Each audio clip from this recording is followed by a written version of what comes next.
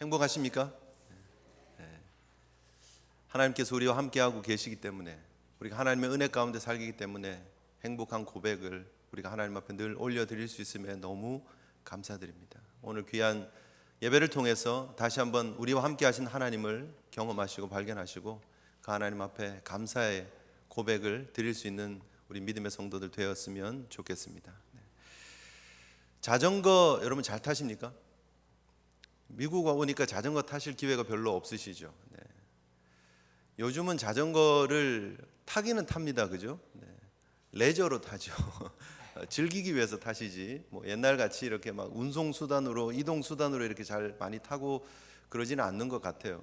그래도 요즘 전 세계적으로 이렇게 자전거를 타는 게 좀 붐이고 유행이고, 그래서 뉴욕도 이렇게 자전거 길을 많이 만들고, 저희 교회 바로 옆길이 자전거 길입니다. 그래서 아침에 보면 출근하는 사람들이 자전거 타고 출근하기도 하고요. 또 많이 줄지어서 이렇게 많이 다닙니다. 자전거 재밌잖아요, 그죠? 여름에 너무 막 더울 때 좀 빼고 날씨가 좋으면 자전거 타면 정말 재밌습니다. 바람이 이렇게 귓전을 스치면 그 느낌도 너무 좋고.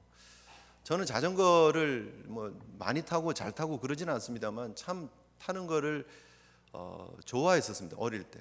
그리고 너무 막 배우고 싶었어요. 초등학교 한 3학년 정도 되었는데, 옛날에는 학교 앞에 문방구에서 자전거를 빌려줬어요. 그래서 돈을 조금 내면 30분 타고 오고 돈을 조금 더 내면 1시간 타고 오고 이런 게 있었어요.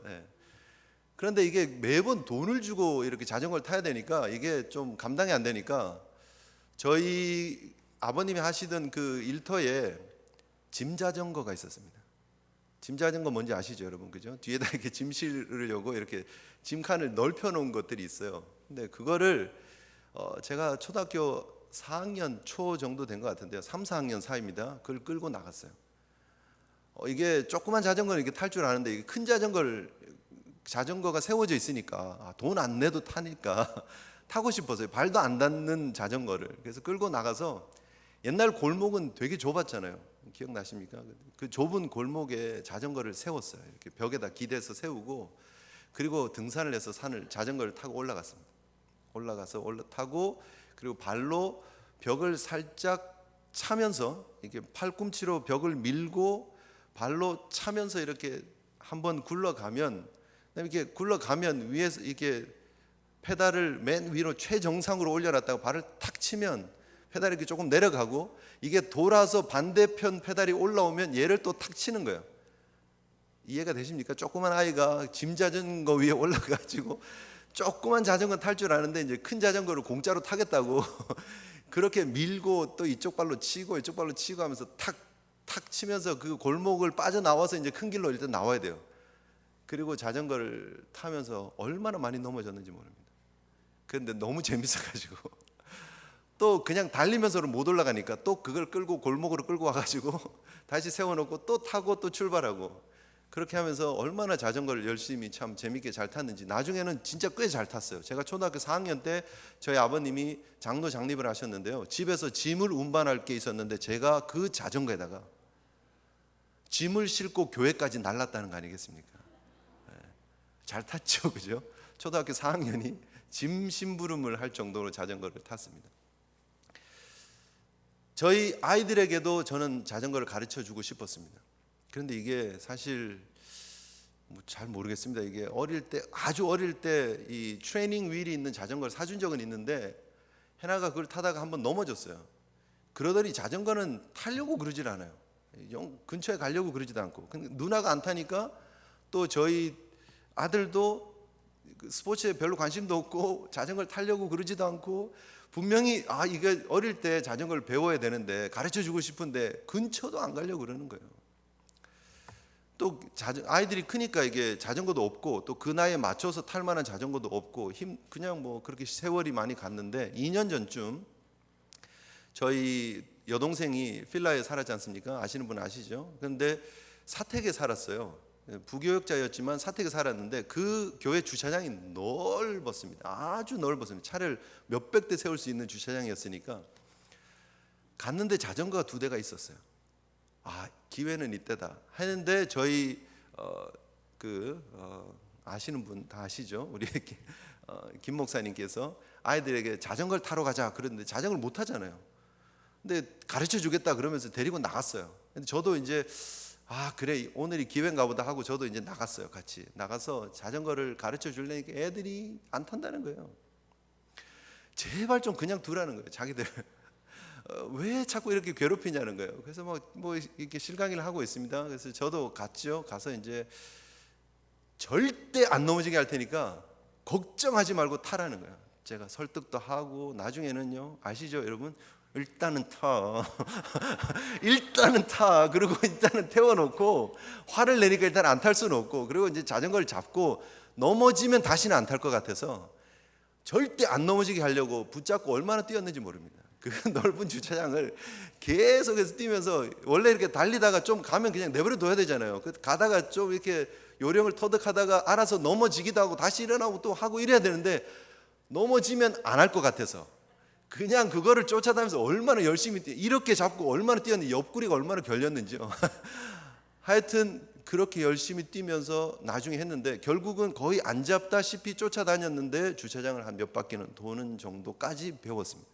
그리고 나서 뭐 또 다시 자전거는 없고, 저희 동생은 시애틀로 이사 갔기 때문에 뭐 다시 자전거 탈 기회는 없습니다. 그런데 여러분, 그 자전거를 가르쳐 주면서 제가 답답했던 거는 뭐냐 하면, 제가 어릴 때 타면서 즐겼던 그 자전거를 우리 아이들은 즐기지 않는다는 거예요. 그리고 너무 무서워해요. 그리고 아버지가 자전거를 타라는 거를 무슨 시험을 겪는 것처럼, 왜 하나님 저에게 이런 고난을 주십니까 하는 그런 표정으로 저를 보고 원망을 하더라는 것이죠. 아버지 마음은 그게 아닌데, 아버지는 좋은 경험을 해주고 싶은데, 어릴 때부터 그 자전거를 타면서 어릴 때 자전거 배우면 안 잊어먹잖아요. 자전거는 한번 배우면 안 잊어먹잖아요. 그렇죠? 그래서 그거를 좀 심어주고 싶고, 기억을 좋은 거를 주고 싶고, 나중에 어디 여행지를 가더라도 자전거도 좀 탈 줄 알고, 또 저희 자녀들이 또 자녀들을 자전거를 가르쳐주고 뭐 그런 거 있잖아요. 그래서 아버지는 좋은 경험을 해주기 위해서 자전거를 타라, 자전거를 즐기면서 정말 그 시원한 바람을 맛보라고 자전거를 타라 그러는데, 우리 자녀들은 이게 웬 시험이냐는 거예요. 내 인생 최고의 시험이에요. 그리고 그 상황이 두렵고 힘든 거예요. 왜 우리가 이렇게 해야 되냐는 거예요. 다시 자전거 탈 일도 없고, 그리고 앞으로 뭐 안 배워도 자기들은 괜찮다라고 자꾸 항변을 하는 거죠. 왜 그럴까요? 아버지 마음을 모르니까요. 아버지가 즐겼던 그 자전거의 기쁨을 아직 모르니까 그걸 좀 즐기게 해주고 싶은데 아직 모르는 거죠. 여러분, 우리가 하나님 믿는다 하면서, 신앙생활 한다고 하면서 하나님 앞에 하나님이 주시려고 하는 그 기쁨이 따로 있는데도 불구하고, 우리는 우리에게 주어진 현실과 상황 때문에 하나님 앞에 웬 시험을 이렇게 주십니까? 라고 할 때가 있지 않느냐 하는 거예요. 여전히 신실하신 하나님이, 하나님의 선하심과 인자하심이 우리의 삶을 붙잡고 있고, 그 하나님 우리가 동행하고 있음을 머리로는 아는데 우리의 삶에 딱 부딪히면 그것을 거부하고 있지는 않느냐 하는 것입니다. 창세기 42장을 우리가 쭉 살펴보면서, 우리가 7월 첫 주에 하나님의 뜻을 살피는 것이 최우선이다라고 하는 제목으로 요셉의 반응을 우리가 살펴보았습니다. 하루아침에 그의 삶이 정말 감옥에 있는 죄수에서 하루아침에 한 나라의 넘버 2가 되는 그런 놀라운 신분 상승이 있었습니다. 그런데 그는 그 놀라운 기회를 가지고 자신의 한을 풀지 않아요. 형들에게 찾아가서 그동안 감옥에서 이를 바득바득 갈면서 내가 두고 보자, 이 한을 분명히 풀리라, 뭐 그러고 있지 않았다는 거예요. 분명히 찾아가서 형들에게 억울함을 풀 수 있습니다. 그들에게 회개하라고 얘기할 수 있습니다. 아버지에게 내가 이런 일을 겪었습니다 얘기할 수 있습니다. 그리고 아버지에게 이젠 걱정하지 마십시오, 내가 아버지를 잘 모시겠습니다, 당당하게 떵떵거리면서 말할 수 있었습니다. 그런데 요셉은 그러지 않았어요. 나이 30에 총리가 되었지만 38, 39이 될 때까지, 7년의 풍년이 지나고 흉년의 기간이 한 이태째 들어갈 때까지 그는 고향집에 연락하지 않습니다. 그리고 그 기회를 자신의 한을 푸는 기회로 삼지 않습니다. 그 가운데서 그가 붙잡았던 것은 하나님의 뜻이었습니다. 아브라함에게 언약으로 창세기 15장을 통해서 주신 하나님의 뜻, 그리고 그 뜻이 내가 지금 정확하게 이해하지는 못하지만 하나님이 주신 꿈을 통해서 대충 그려놓은 그림들이 지금 이게 이루어지고 있다는 것을 느끼는 순간 그는 자신의 삶을 허투루 낭비하지 않습니다. 자신에게 주어진 기회를 자신의 감정 분풀이용으로 쓰지 않습니다. 그리고 자기를 과시하는 통로로 쓰지 않습니다. 그리고 오히려 그 기회에 하나님의 영광을 드러내기 위한 끝까지 하나님의 뜻에 철저하게 순복하면서 믿음의 길을 걸어가고 있는 요셉의 모습을 우리가 볼 수 있었습니다. 그것이 하나님 우리 성도들에게 원하는 하나님의 뜻을 드러내는 길인 줄 믿으시기를 바랍니다.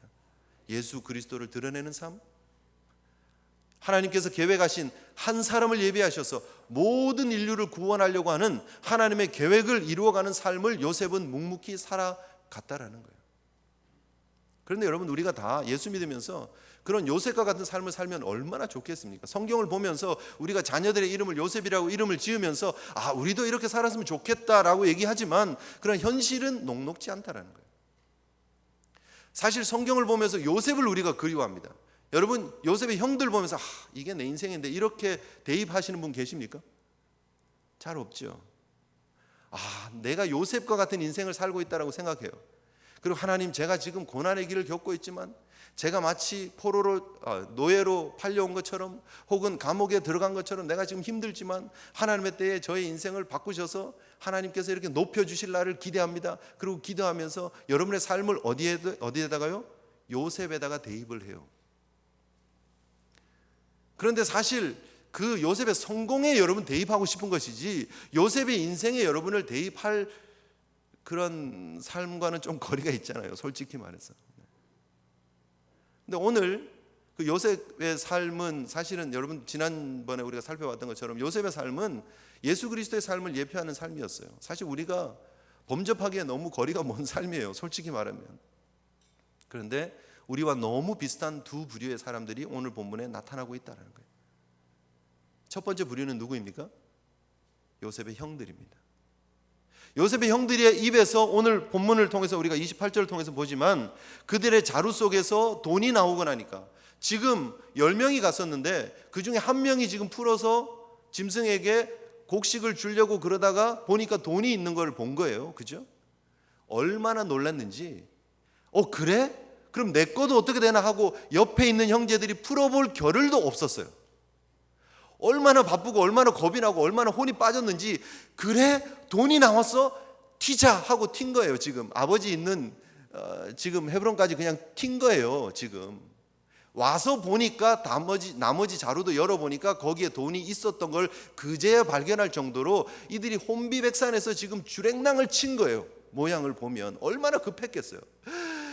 우리가 죽을 뻔하다가 3일 동안 감옥에 있다가 겨우 시몬 하나 볼모로 지금 남겨놓고 우리가 지금 탈출해 왔는데 이게 웬일이야? 여기에 돈이 이렇게 있으면 어떡해? 지금 그 무서운 총리가 얘기했던 것처럼 우리가 정탐꾼이고 애굽에 해를 끼치는 사람인 것처럼 그림이 그려지네. 아무리 생각해도 이 총리가 우리를 올가매려고 지금 계략을 쓰는 것 같아. 큰일 났네. 빨리 이 국경을 벗어나자 하고 튀었을 거 아니에요. 지금 한 열흘 정도 걸리는 길을 하루 와가지고 지금 쉬다가 아이고 아니구나 하고 지금 다른 자루 풀어볼 겨를도 없어 지금 도망간 모습이에요.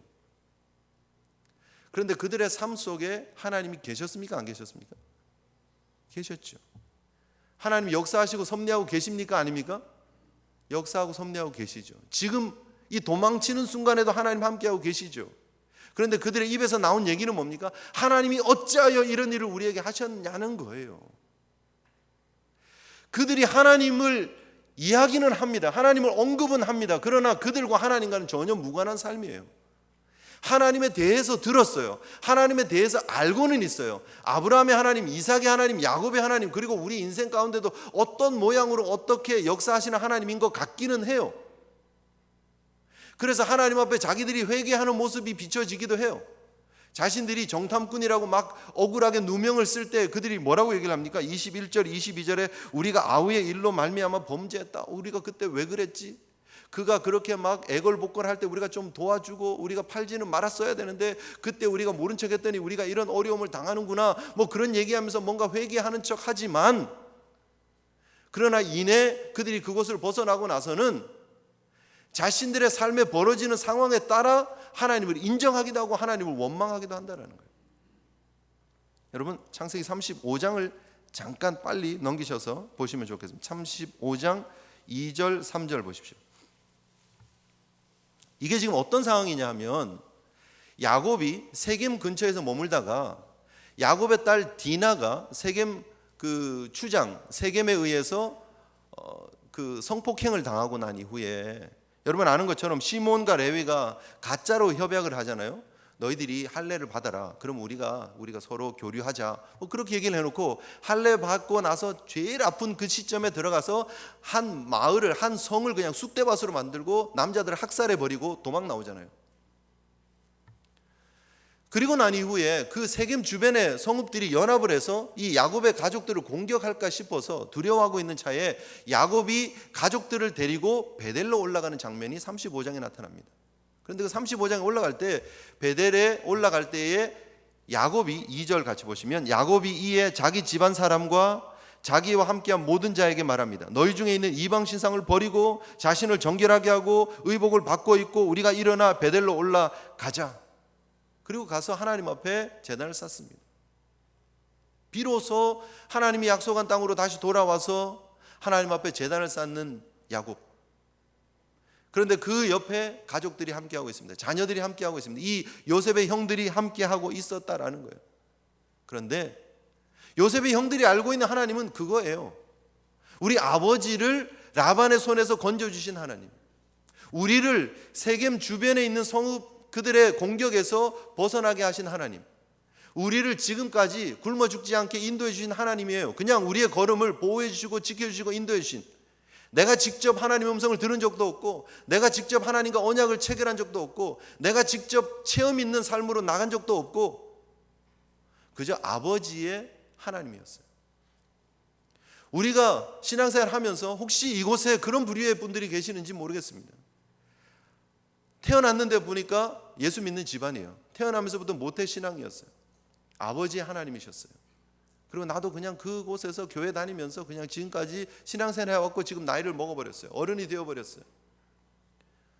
어릴 때부터 다녔던 교회라서 교회를 안 다닐 수는 없어요. 다녀요. 그런데 아직도 하나님이 누구신지 잘 모르겠어요. 하나님의 이름을 언급은 합니다. 그리고 하나님 앞에 반응을 합니다. 그런데 하나님이 나에게 좋은 걸 주실 때는 하나님이고 하나님이 나에게 힘들고 어려운 상황을 주시면 하나님을 원망해요. 하나님이 어찌하여 나에게 이런 일들을 주시냐고. 그리고 내가 상황에 따라서 나에게 이익이 되면 하나님을 인정하고 그렇지 않으면 하나님을 원망해요. 혹시 우리 속에 그런 분들이 있지는 않느냐는 거예요. 하나님을 믿는다라는 것은 어떠한 상황과 어떠한 그런 환경 속에서도 함께 하시는 하나님을 믿는 거예요.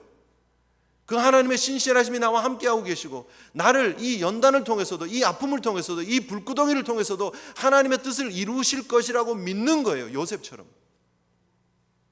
그런데 여러분 우리가 교회는 다니는데 발은 여기에 딛고 있는데 우리의 마음속에 하나님에 대한 이야기들만 가득 차 있어요. 그리고 하나님에 대한 판단은 나에게 좋은 것이 떨어질 때, 그래서 우리 기독교가 성공주의 기독교로 바뀌는 거 아닙니까?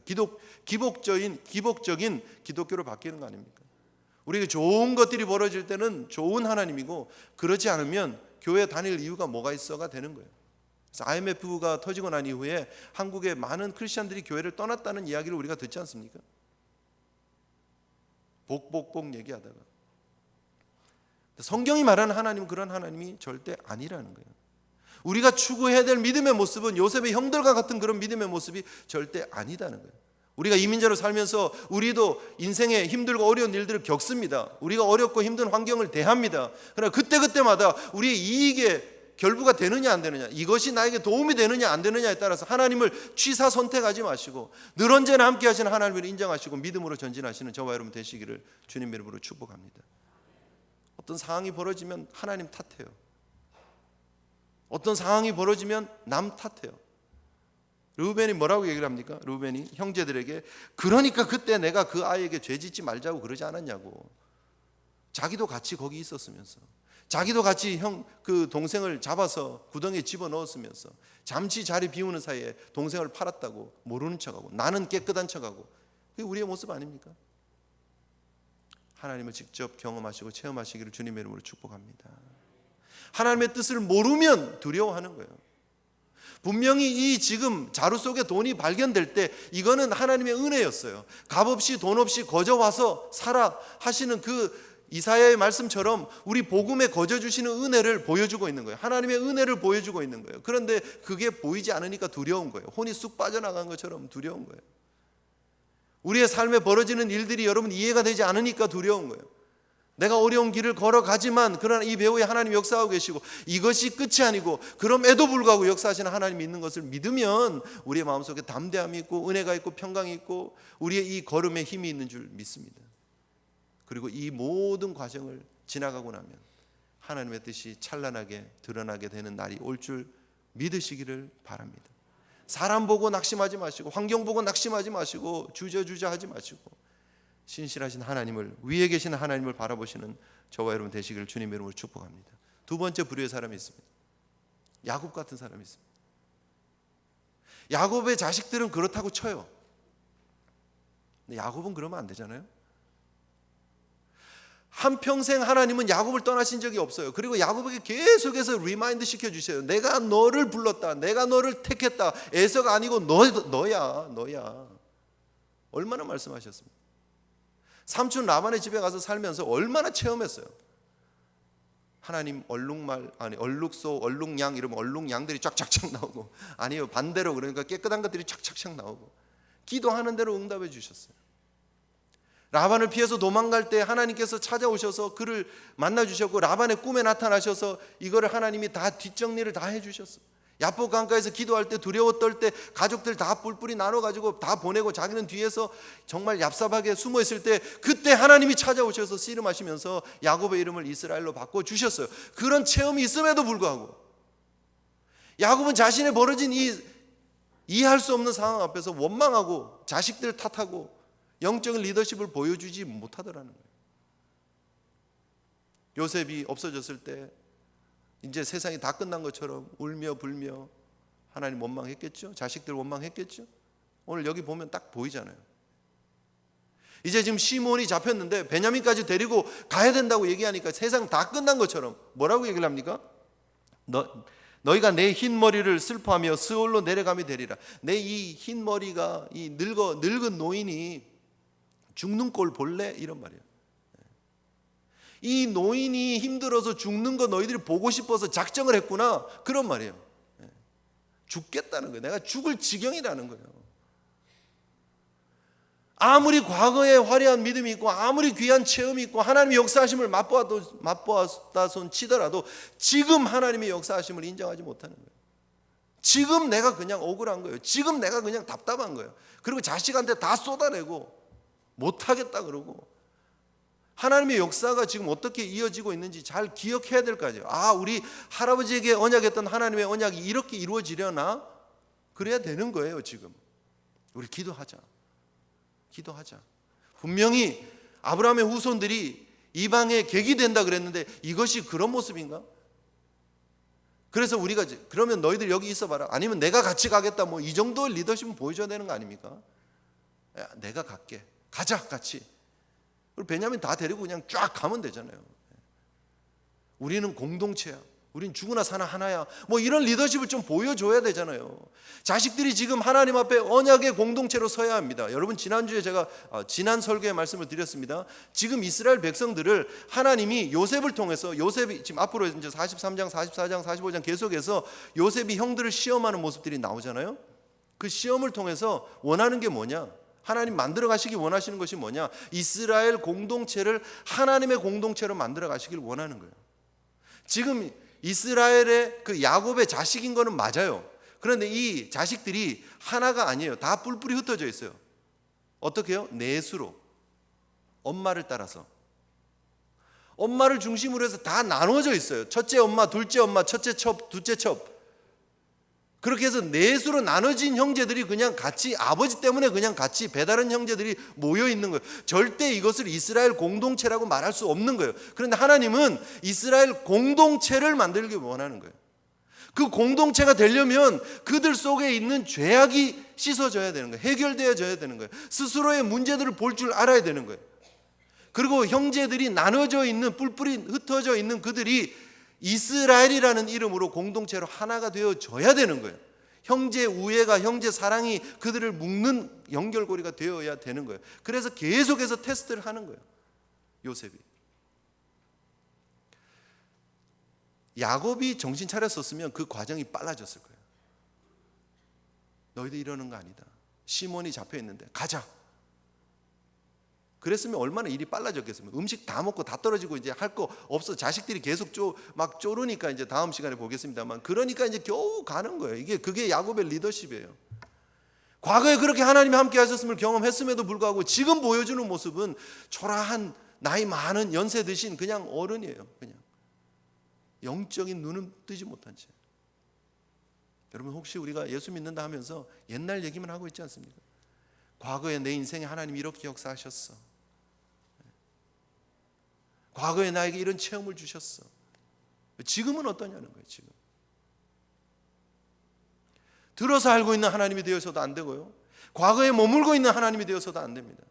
지금 저와 여러분들과 함께 하신 하나님을 믿음의 눈을 열고 바라보시는 우리 귀한 성도들 되시기를 주님 이름으로 축복합니다. 그것이 오늘 성경이 우리에게 가르쳐주고 있는 레슨입니다. 요셉의 형들의 이야기들을 구체적으로 얘기를 합니다.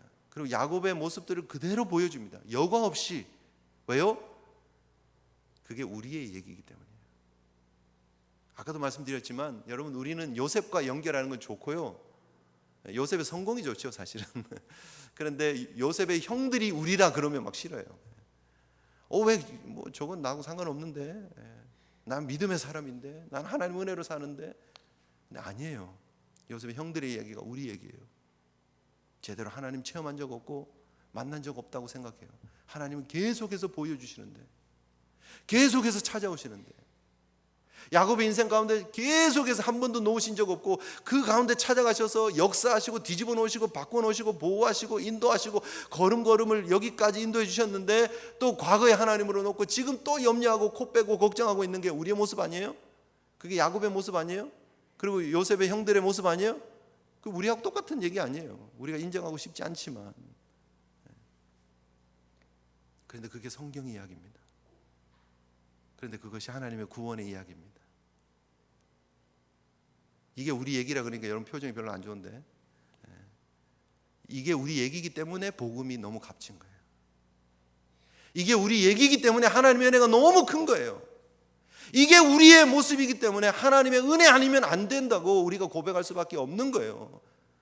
틈만 있으면 하나님 원망하고, 틈만 있으면 하나님이 어찌하여 내 인생에 이런 일들을 주십니까? 라고 얘기하고 있는 그런 우리 인생을 하나님은 끝까지 포기하지 않으시고, 요셉의 형들을 포기하지 않으시고, 요셉을 통해서 그 형들을 다 구원하시고 그들을 통해서 이스라엘 공동체를 만들어 가셨다는 것입니다. 믿으십니까? 할렐루야 아닙니까?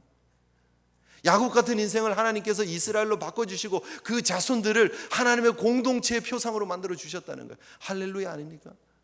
저 같으면 포기, 야곱아 없던 걸로 하자, 야곱아 네 자식들은 도저히 안 되겠다, 뭐 이럴 것 같은데, 하나님이 그 포기할 만한 상황을 하나님은 포기하지 않으시고, 그럼에도 불구하고 요셉을 준비시키시고, 그럼에도 불구하고 그들을 훈련시키시고 시험시키시고 테스트를 통해서라도 그들을 바꿔가지고 다시 애굽으로 보내시고, 거기서 한 나라를 만들어서 약속하신 하나님의 땅 가나안으로 인도해 가시는 하나님이신 줄 믿으시기를 바랍니다. 그 하나님이 우리가 믿는 하나님이라는 거예요. 감사하지 않습니까? 그래서 우리가 한 게 하나도 없는 거예요. 그래서 복음을 복음이라 얘기를 하는 것입니다. 우리가 지금 7월 한 달 지금 선교하고 열심히 복음을 전하고 있습니다. 왜요? 우리가 다른 사람들보다 나아서 아니에요. 우리는 다 요셉의 형들 같은 사람들이에요. 필요하면 요셉 팔아치워버리고요, 필요하면 거짓말하고요, 때로 한 번씩 하나님 앞에 뭐 회개하는 것처럼 하면서 우리가 동생을 괜히 팔았구나 뭐 그렇게 후회도 했다가, 또 조금 지나면 하나님 어찌하여 막 했다가, 그게 우리예요. 그런데 하나님은 그런 우리를 놓치지 않으신다는 거예요. 그런 우리를 포기하지 않으신다는 거예요. 그런 우리를 끝까지 붙잡으시고 하나님의 영광을 위한 공동체로 하나님이 삼아 주셨다는 거예요. 그 은혜로 저와 여러분들이 이 자리에 앉아 있음을 믿으시기를 바랍니다. 놀라운 하나님의 은혜입니다. 그 하나님이 여러분을 포기하지 않으시고 계속해서 역사하고 계시고, 그 하나님이 자카테카스 땅에 역사하고 계시고, 그 하나님이 남부 필라델피아에 역사하고 계시는 줄 믿으시기를 바랍니다. 우리 함께 하나님 앞에 우리의 삶을 온전히 맡기며 그 하나님이 여전히 우리의 삶의 주인 되고 계시고 역사하고 계심을 믿고 그 하나님의 섭리 가운데 걷기를 원합니다. 믿음의 걸음 되기를 원합니다. 영적 눈을 열어 주시옵소서. 우리 함께 하나님 앞에 다짐하면서 그렇게 기도했으면 좋겠습니다. 기도하시겠습니다.